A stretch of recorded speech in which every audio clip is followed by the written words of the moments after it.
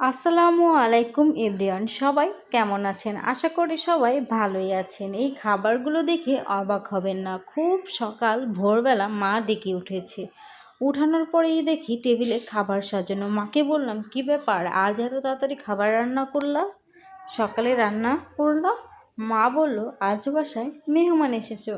আমি ভাবলাম কে আসবে, মাকে জিজ্ঞেস করতেই মা বলে উঠল, আমার মেয়ের জামাই আসবে। ও, জামাইবাবু আসবে?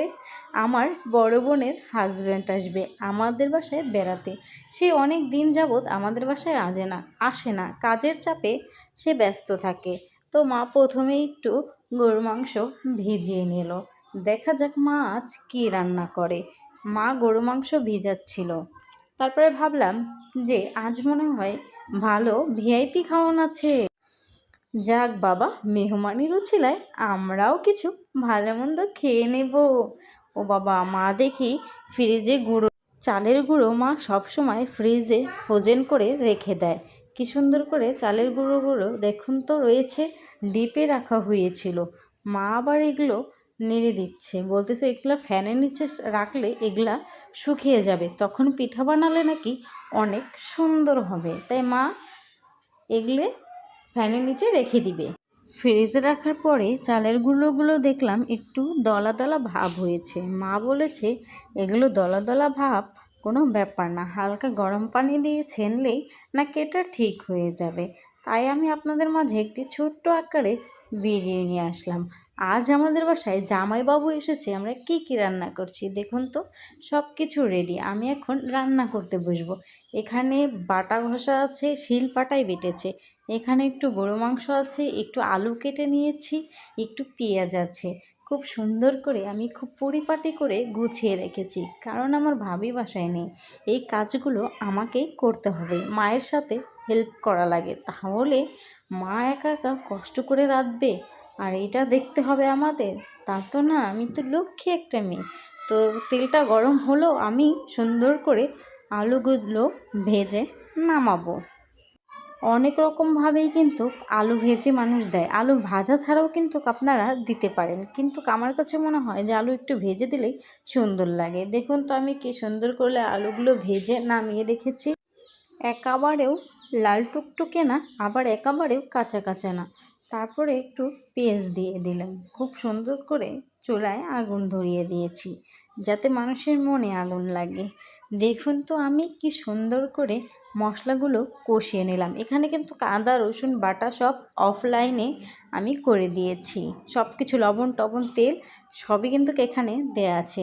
কি সুন্দর করে আমি এখন মাংসগুলো দিয়েও নাড়াচাড়া করে নিচ্ছি। গরুর মাংসটা কিন্তু আমি রান্না করছি, আর বাকি যে রান্নাগুলো আছে সবগুলোই কিন্তু আমার মা রান্না করবে। তাই আমি সুন্দর করে নেড়ে চেড়ে দিচ্ছি। আমার কিন্তু গরু মাংস রান্না করতে খুবই ভালো লাগে। বন্ধুরা, কারা কারা গরু মাংস পছন্দ করো কমেন্ট করে জানাবে। দেখুন তো কি সুন্দর একটি কালার এসেছে। এখানে ওই ভেজে রাখা আলু আর একটি কাঁচা রসুন দিয়ে দেব। আমার আবার গরুর মাংসের সাথে কাঁচা রসুন হালকা হালকা সেদ্ধ থাকবে, খেতে কিন্তু আমার বেশ মজা লাগে বন্ধুরা। আমি কিন্তু এখানে নেড়ে চেড়ে খুব সুন্দর করে দিচ্ছি। তারপরে দেখুন খুব সুন্দর করে কিন্তু এগুলা বলক এসে গেছে। আমি কিন্তু এখানে গরম মশলা বাটা দিয়ে দিয়েছি। আমরা কিন্তু গরম মশলা বাটা আস্তে আস্তে দিই না। গরম মশলা, এলাচ, দারচিনি এগুলো কিন্তু আমরা শিলপাটায় বেটে দিই। আমার কিন্তু প্রায় গরু মাংস রান্না শেষ। এখানে আমার মা সুন্দর করে আটা মাখিয়ে নিচ্ছে, মানে ওই চালের গুঁড়োগুলো যেগুলো ছিল ফ্রিজে ফ্রোজেন অবস্থায়, সেগুলো খুব সুন্দর করে গরম পানি দিয়ে নেড়ে চেড়ে দিচ্ছে। যখন আমি এগুলা দেখতেছি আর শিখতেছি, আর আমার মা বলেছে এগুলা শিখে রাখো, যখন আমি মারা যাব তখন তোমরা তৈরি করে খেও।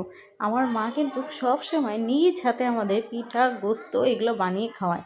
দেখুন তো আমার মা কি সুন্দর করে খোলাটা চুলায় দিয়ে দিল। খোলাটা যখন গরম হলো তখন কিন্তু খোলার ভিতরে একদম ভরে ভরে এই চালের গুঁড়ো গুলিয়ে দিয়ে দিল খুব সুন্দর করে। আমার মা কিন্তু খুব সুন্দর মাশাআল্লাহ পিঠা বানাতে পারে। আমাদের এই পিঠা আমরা বোনের বাসায় দেই, বোনের শ্বশুর বাড়িতে দেই, প্রতিবেশীদের দেই, সবাই মিলেমিশে কিন্তু খাই। দেখুন তো অলরেডি মা কতগুলো পিঠা বানিয়ে ফেলছে। তারপর দেখুন কি সুন্দর করে মা ধোয়া ওঠা চিতই পিঠাগুলো উঠিয়ে নিচ্ছে। যাক, সুস্বাদু। আগে যখন ছোট ছিলাম তখন এইভাবে রান্নাঘরের পাশে দাঁড়িয়ে থাকতাম, কখন মা রান্না করবে আর কখন আমাদের বাটিতে দিবে। আর এখন যখন বড় হয়েছি, কলেজে পড়ি, এখন আবার ভিডিও করার সূত্রে দাঁড়িয়ে থাকতে হয় মোবাইল নিয়ে, কখন মা চুলাই দিবে, কখন একটা ভিডিও নেব। আসলে জীবন অদ্ভুত। ভিডিও করতে এসে আমারও শৈশবের কথা মনে যায় যে এক সময় আমরা যখন ছোট ছিলাম ভাই বোনেরা, তখন কিন্তু আমরা এভাবে দাঁড়িয়ে থাকতাম। এখন আবার ভিডিও করার জন্য দাঁড়াই থাকি, তাই আর ভাবি যে আহা কি বড় হয়ে গেলাম। দেখুন তো কি সুন্দর করে পিঠা বানানো শেষ।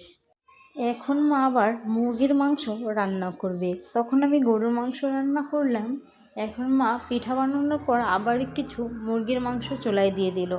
এদিকে দেখতে দেখতে আমার দুলাভাই চলে এসেছে, আমার বড় বোনের হাজবেন্ড। তার কিন্তু একটি পরিচয় আছে, তিনটি পরিচয়। একটি হচ্ছে আমার বোনের হাজবেন্ড আমাদের বাড়ির জামাই, আরেকটি পরিচয় আছে সে কিন্তু একজন টেইলার্স, তার কর্মজীবনে সে কিন্তু একজন দক্ষ দর্জি। আর আরেকটি পরিচয় আছে যেটা না বললেই নয়, সেটা হচ্ছে তার একটা ইউটিউব চ্যানেল আছে, সে একটা ইউটিউবার, সে ইউটিউবে কাজ করে, অনেক মানুষই কিন্তু তাকে চিনবে। আমার এখানে যারা ভাই বোনেরা আছে সবাই কিন্তু এই আবেদ ভাইকে চেনেন আবেদ টেইলার্স নামে। আর ওনার আরেকটি চ্যানেল আছে আবেদ আবেদ আলী বিডি ব্লগ। দেখতে দেখতে কিন্তু আমরা দুলাভাইয়ের হাতের জিনিস নিয়ে চলে যাচ্ছি। দুলাভাই কিন্তু খুব সুন্দর জিনিস এনেছে, মিষ্টি এনেছে, কি কি এনেছে চলুন দেখি। ও 2 প্যাকেট চিপ এনেছে আমার ভাতিজার জন্য, কিন্তু দুঃখের বিষয় আমার ভাতিজা ভাবি বাসায় নেই, তারা নায়ার খেতে মার বাসায় গিয়েছে। তো ভাই কি আনলো আমার বোনের জামাই, তাই আমি আপনাদের একটু খুলেই দেখাচ্ছি। ভাবলাম পরে দেখাবো কেন, সাথে সাথে দেখিয়ে ফেলি।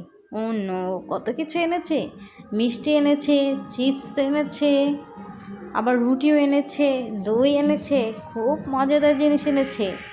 আমার মা হচ্ছে মিষ্টি দিয়ে পাউরুটি খেতে খুব পছন্দ করে, এর জন্য ভাই মিষ্টির সাথে কিন্তু পাউরুটি এনেছে। আবার দইটাও আমার মা খুবই পছন্দ করে।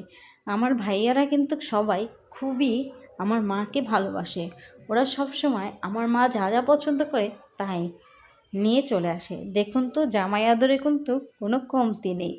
আমরা কিন্তু রাজবাড়ী জেলার মানুষ, আমরা কিন্তু খুব জামাই আদর করতে পছন্দ করি, জানেন কি।